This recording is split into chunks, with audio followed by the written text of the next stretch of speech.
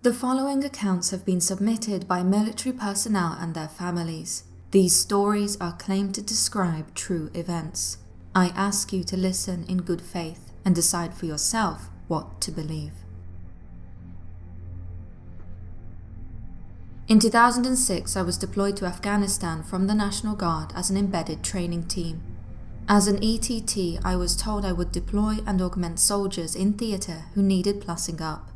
As an infantry ranger and special forces qualified soldier, I had the unique qualifications they needed for working with the Afghan military. I received 30 days of subpar training and was sent in. Once I was there, I was given a Sergeant First Class as my second. His name was Jones, and he was a good man. We were then kitted up and attached to an Afghan infantry company of 125 soldiers to mentor their NCOs and officers in real-world battle conditions. We also served as their link to the US forces for supply and support of all kinds. I was also assigned 2 contractor local nationals to serve as my interpreters. Initially, it was an odd experience, being thrown into an odd situation, but due to the autonomy my NCO and I were given, we enjoyed our time there. Eventually, I spent 2.5 years there, leaving in June 2009. A lot happened while we were there. Some of it was good, some bad, and some very bad. But what follows was odd, to say the least. The Afghan people generally do not believe in spirits or other supernatural things. They do, however, believe in jinns and angels. Jinns are not like the Aladdin version. They are bad news and vindictive, the equivalent of an evil spirit or demon. While on tour, I ran across a news story that said rangers near Kabul had run into vampires, and if they had not had their trusty standard-issue bayonets with them, which had a plating of silver, they would have all died. The story was funny to all US forces and the Afghans. No one believed it, and a lot of the story made no sense, such as a bayonet having a silver plating. It was all BS, and we all knew it, but it did make us look twice in the dark. This was not alleviated by the stories Afghans would tell, stories of seeing movement in the dark and hearing sounds that made them worry. While in the hills and mountains of Pakita province, which is next to the Pakistan border, we had been told by US forces that anti-coalition militia were coming across the border at night through several valleys. The forces coming across the borders were reported to be working with Pakistan border control and were in no fear of discovery. We were told they numbered about 10 to 20 soldiers on foot dressed in light kit. Afghans had no love for the ACM, and for good reason. The ACM would extort, kill, and do unspeakable things to the locals. Afghan soldiers took their barbaric actions personally and would exact revenge at any time they could, without hesitation. The Afghan company was told to go recon the area and set up an ambush. It must be said that the Afghans did not have detailed plans like US forces, and the order was basically, go to this area and kill the bad guys. As such, my NCO and I provided maps and communications for the operation. The Afghan company commander rarely joined the missions, and so I was effectively the company commander in the Afghan soldiers' eyes. We had 3 lieutenants in charge of 3 platoons, and a HQ platoon which I became the commander of, due to being short of a 4th lieutenant. SFC Jones worked closely with the 1st sergeant. We were basically a family, and we respected each other. Before we even left to scout the area, one of the issues we had was to do with night vision goggles. As Afghan goggles were not issued, I was only able to procure 5 sets. These I gave to myself, Jones, and 3 platoon leaders. Other than that, we shared the night vision goggles on guard duty and in battle. Once our mission began, we scouted the area and found signs that the anti-coalition militia were using the area. Our first 2 ambushes were very productive. A US infantry platoon was also in the area and were directed to support us. For the planned 3rd ambush, we found a new valley, supposedly in heavy use by the ACM. The US platoon set up on the opposite side of the valley and had a clear field of fire up the valley to support us. It was during this 3rd ambush that the Afghan soldiers revealed that they had received warnings from local people not to go out at night. They said it was because jinns roamed the hills. We ignored such superstition. Aside from not believing in it, we were heavily armed. The kill zone that we had established was about 100 meters in front of us. We picked an area that would force them to go through an area that was clogged with brush and rocks, which would then guide them along a sandy dry riverbed. I had 2 men further up the river, stationed as an observation post with a radio. They never engaged unless fired on. They simply hid and reported by radio. At about 2 a.m. I got a report from the US force that they saw movement at the head of the valley. My observation post, however, said they saw nothing moving. These reports kept coming in, but the Afghans continued to report no sign of movement. I was frustrated and assumed the US troops with abundant night vision goggles could see better. My men without goggles were listening more than seeing. I was so frustrated that at one point I exposed myself and looked down the valley, and sure enough, I saw what looked like about 12 to 15 guys in white robes moving down the valley, fuzzy due to the night vision goggles. They were about 500 meters away. We prepared to ambush them once we identified them. It was always my fear that I would ambush a bunch of drunk locals on their way home from a party, so identification was necessary before we acted. Yet, still the observation post reported no contact. Meanwhile, all the soldiers, including the US infantry, were keyed up and waiting for me to fire to initiate the ambush. Looking down the valley again, I watched in surprise as they walked right past my men at the observation post. They could not see them. It was then that I realized I could only see them when I looked through the night vision goggles. I ran all kinds of issues through my head. Do they have camouflage which the goggles are cutting through? I could not understand it. They continued to head in our direction, entering the kill zone. The Afghan lieutenants were chomping at the bit to fire, yet I still could not identify. I tried to adjust my night vision goggles. SFC Jones was also having trouble identifying them. Then, a shot sounded from my left, which I later determined to be one of the Afghan line soldiers from 1st Platoon firing by accident. That set it all off. We were committed. We initiated 2 claymores and open-fired as one. It is a beautiful thing when it all comes together. One moment you're almost deaf due to the quiet, and the next it's so loud you cannot hear someone yelling at you. I gave the green flare to shift fires, and the US infantry platoon shot up the valley, and we charged into the kill zone like I had been trained as a cadet. I have to admit I had nothing other than the actions at hand on my mind. Yet, as soon as it began, it all fell apart. The Afghans suddenly started milling around. A lieutenant started yelling for them to search the area. I arrived at the kill zone and I saw nothing. Nothing at all. The US platoon stopped firing. There was just smoke and nothing. In the quiet, we all looked at each other. The US infantry was ready for a counterattack, but none came. I then almost jumped out of my skin as Jones open-fired further down the riverbed and was charging and screaming like a madman. I followed him at a sprint, confused. It was then that I saw what he was chasing. It was one of the anti-coalition military, walking slowly away. I too began to fire, but as I and Jones got closer, we stopped. The figure we had been firing at had no distinct shape and was not walking at all. It was floating about 2 inches off the ground.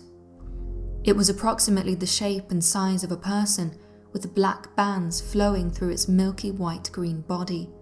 I assume it was white, but due to the night vision goggles, who knows? Jones and I watched it as it continued on its way. It proceeded to float through a large boulder, simply continuing onwards. The thing that the Afghans later called a jinn paid us no attention and floated down the valley until we lost sight of it. I think I saw others ahead of it, but I was not sure. Eventually I gave the pull-out order on my radio. We all pulled out and prepared for a counterattack that never came. Afterwards, Jones never spoke of what we saw again and would look at you as if you were crazy if you mentioned it. Some hours later, I was talking to the US infantry platoon leader, trying to figure out what had happened. He flatly said he saw nothing and his unit only fired because we fired. He clearly did not believe that and was obviously covering his tail, so I changed tact and talked to him hypothetically. He told me, hypothetically, that he saw white blobs moving in a file formation, which never stopped moving or slowed down from when we opened fire to when we stopped shooting. He, hypothetically, did not charge down into them and found nothing either.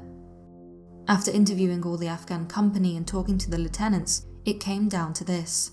We saw somewhere from 10 to 12 silhouettes floating down the valley. When the ambush was initiated and we started firing, the jinns never paid any attention to us or even slowed down. About a week later, still confused by the incident, I talked to a USGS geologist who worked at one of the bases nearby and hypothetically asked him if he had an explanation for what happened. He suggested that the valley we were in had heavy iron and possibly magnetite veins in them, and what we may have seen was an electromagnetic ball of energy floating down the valley due to weather conditions, which were dry and hot. He stated it may have been something like a weak ball of lightning, and the only reason we could see it was due to the night vision goggles. He gave an example of how helicopter blades look normal to the naked eye while moving, but if you look at them through night vision goggles, you see all the static electricity on them. Regardless of his given explanation, the geologist seemed skeptical. As for the others who knew of the story, one of my interpreters quite soon afterwards told me that we were cursed. I reported that we conducted a live fire exercise for the locals to see after finding nothing, and allowed the US platoon leader to blame me for the wasted ammo. Later, I reported my US ETT commander what really happened. He simply said it was a nice story, one to never repeat again. He told me he had seen others go down for less, and implied that he himself had seen and heard much weirder things happen. I never did report the truth, and I still have no idea what the things I call jinns were. They clearly had a human shape to them, and were not electromagnetic balls of energy.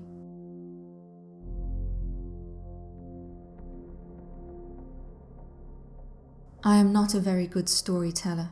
I just remember things and tell them the way I remember them. I don't exaggerate to make them better. I just tell the honest truth. I spent 8 years in the Marine Corps, moving from one location to another. Our way of warfare is all but savage. When asked what makes the grass grow, the answer will always be blood. We are not reserved when it comes to the way we think, but saying that, this is one of the few times that I can remember what happened to me while in the Corps and was left lost for words. I had just reached a new duty station, Bogue Field. It looked to be a swamp that was filled in to make a runway, with the buildings there simply to support that runway. When I got there, only 6 buildings on this small base were being used full-time. The chow hall, the guards post at the gate, the warehouse, the air ops building, which was being used as the base's headquarters, recovery, and us. We were crash fire rescue. Our jobs were many, but mainly if aircraft crashed, burst into flames, or buildings caught fire, we were there. From the moment I arrived, I was aware that the base had a funny feeling to it, one I could never shake. The feeling was always there, and I can't describe it exactly. After all, it's been 14 years since I was there. But the place felt like it was alive, but not with animals kind of alive. It was more that there were other things there. I would say like it's haunted, but that's not very accurate either. It was more like dread. It's like the place had its own boundaries, not because of the fence that was there, but another kind of boundary. We would sleep at the base on our duty nights and didn't get back home until our duty shift ended, usually 26 hours on, 22 off. Every other weekend we would get 46 hours off. One night, while staying overnight, I woke up in the middle of the night, which never really happened except for the occasional head call. There were 5 sets of bunk beds in the room, so a total of 10 guys in the room sleeping. As far as I could tell, I was the only one of us awake. That was, apart from the 2 humanoid-looking creatures at the foot of my bed.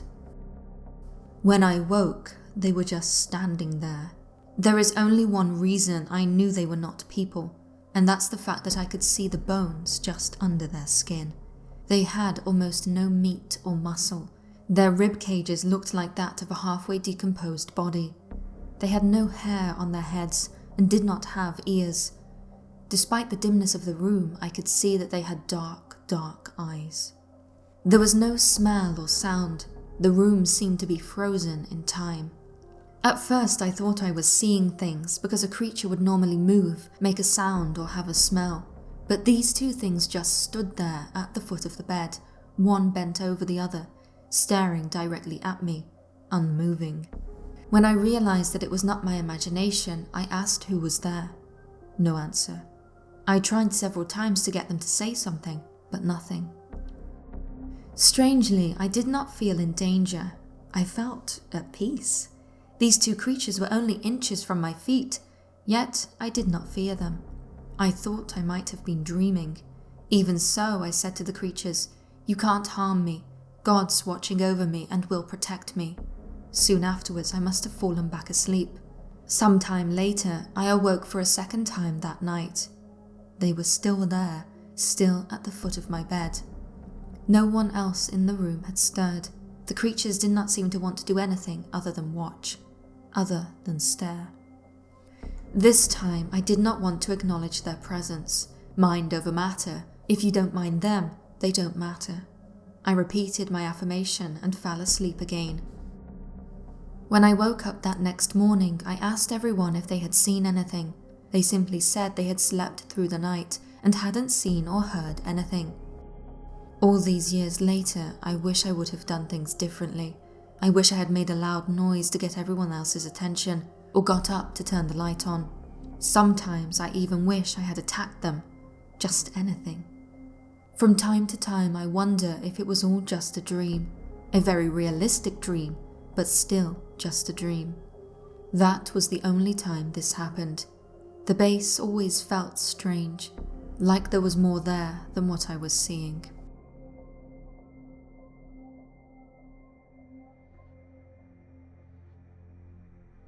When I was deployed to the Middle East, my friend and I would listen to videos about the paranormal and debate on whether or not we believed that they were real. My interest, in part, came from the fact that I, like so many others who have shared their stories, have experienced something that I too cannot explain. At my home station in northern Florida, I believe there is a ghost in the building I work in. The first time I had any contact with it was when I was on night duty. I was on duty alone, so everything was quiet. Despite being so alone, I heard footsteps echoing across the room, as though someone was wearing combat boots and was walking across the tiles. At first, I thought little of it, yet later that night, I could have sworn I saw someone wearing battle dress uniform walking down the hall out the corner of my eye. It was a man, about 6 feet tall. The odd thing is that battle dress uniforms were phased out of service several years ago. No one at the base should have been wearing them. Not only that, I am sure that I could see the paintings on the wall through the figure's body as it walked by. The next morning, when my relief arrived, a technical sergeant suggested I talk to an airman in airfield management.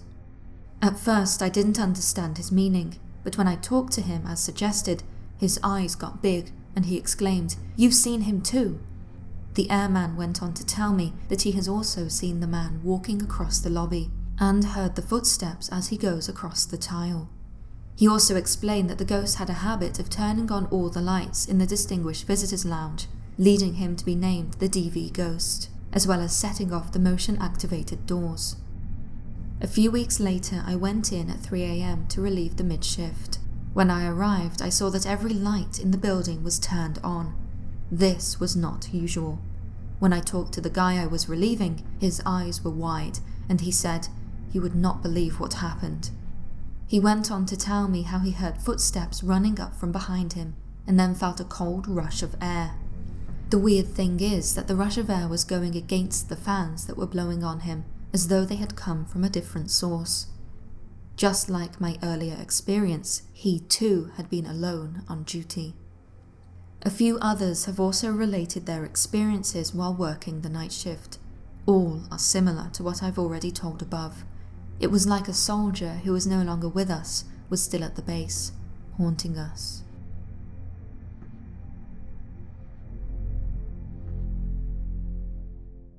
I am a Marine Corps veteran who completed 2 deployments to Iraq in 2006 and 2007-08.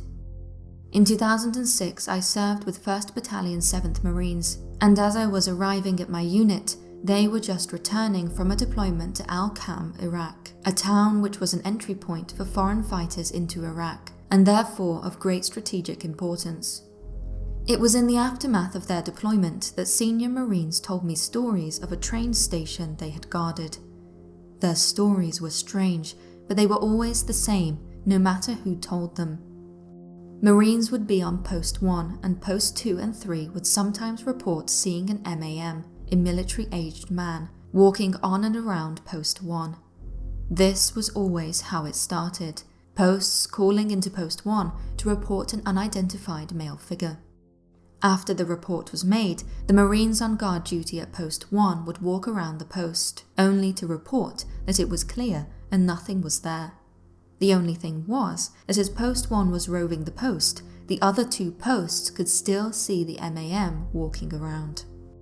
Those who saw the figure described him as appearing to be a local man wearing a white mandress. Strangely, he could only be seen through thermal imaging. When the Marines would try and use their night vision, the figure would not be visible. One night, one of my senior Marines was on Post 1 when, as had become somewhat usual by now, Post 3 started to radio in that the MAM was standing in front of Post 1. As my senior Marine described it, he looked through the thermals to see a man staring straight up at him. The post was about 15 feet off the ground. The senior Marine yelled out to the man and immediately radioed into the main command post that there was a breach in the wire.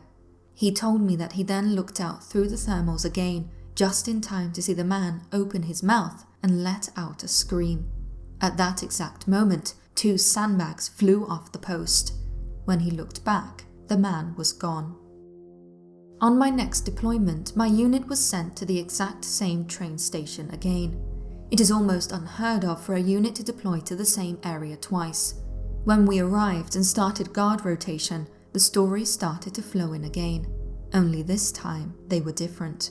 The figure was reported to be the ghost of a fallen Marine who would roam from post to post. Everyone who saw him stated he was in full flak and Kevlar, and he gave them a feeling of comfort. It was almost as if he were there on constant guard, making sure all the Marines on post were okay. Many people saw this Marine, and it was known all throughout the higher-ups. On my second deployment to Iraq, I experienced for myself something utterly inexplicable and strange. If I had not observed it with my own eyes, I would not believe it. Without a doubt, it is more out there than any of the reports about the haunted train station. I was in a place called Baghdadi, not to be confused with Baghdad. It all began with reports coming from local people about a large unknown animal close to the Euphrates River. It had eaten livestock and had even mauled some of the locals, including small children. From the description the locals gave, it at first sounded like a large cat. Yet it was also described as having wings, a winged leopard-like animal that breathed fire. For a while it was a joke, and someone even put a sketch of the beast in command post. Obviously we did not believe the animal flew or breathed fire, but there was clearly something out there attacking children and livestock.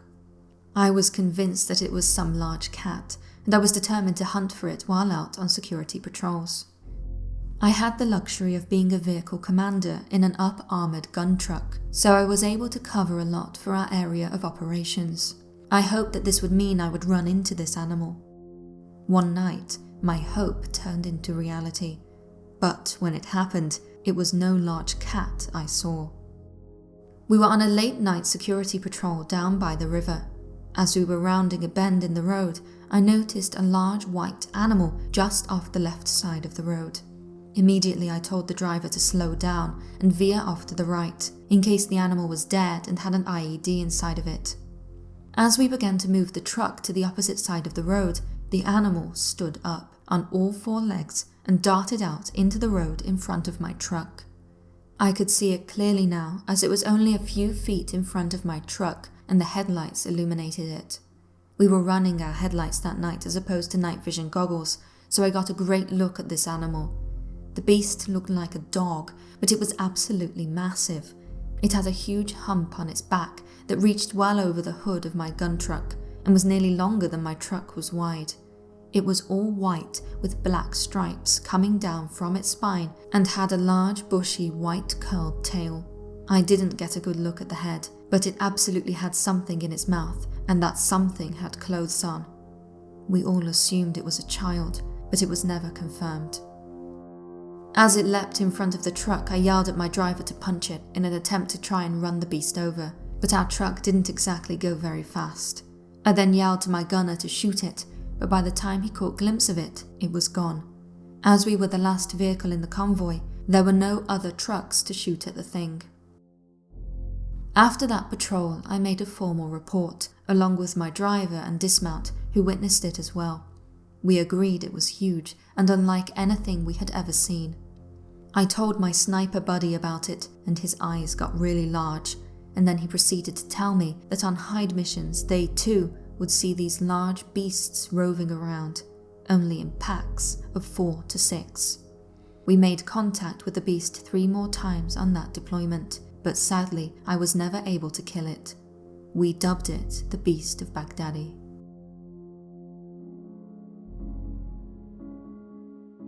My name is Katie. 6 months after I married the love of my life, he was deployed for a year to Iraq. When he came back, he just wasn't the same. A little less than a year after his return, he took his own life.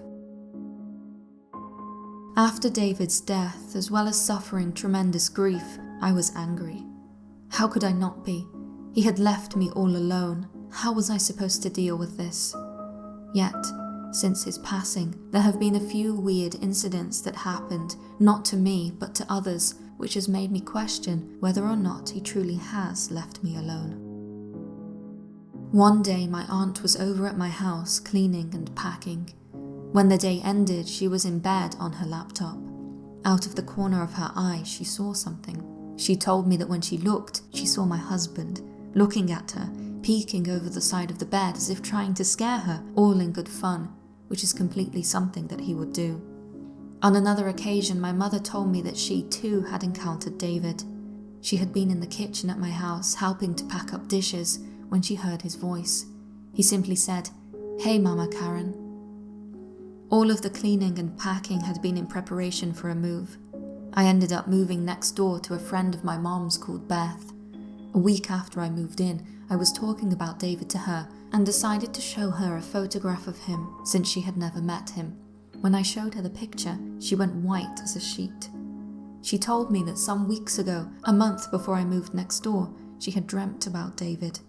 She explained that in her dream, he had come to her and said, "Tell Katie I love her and always will, and that I'm sorry." At the time, she had no idea who the man in her dreams was or who Katie was. She knows now. Another time, I moved in with my sister's roommate to take care of her pet while she had to be away for work. Shortly after I moved in, she told me that someone was knocking on her bedroom door early in the morning. I told her that it wasn't me, but the knocking continued for the entire length of my stay. Apparently, before I got there, nothing happened. After I moved out, it stopped. She told me that she felt like it was attached or connected to me, and that the only spirit that would be connected to me and not make itself known to me would be David. I am still dealing with my anger, and I still haven't told David he can show me he's here. My friends and family, though, believe that he is always around me. Thank you for listening, and thank you to the people who have so kindly and courageously allowed me to share their experiences. If you have a paranormal experience that you would like to share for consideration to be featured in a future episode of Real Paranormal Stories, you can do so over on our website. The link to the form is below. And if you cannot wait until my next video, why not check out the one suggested on screen now? Until next time.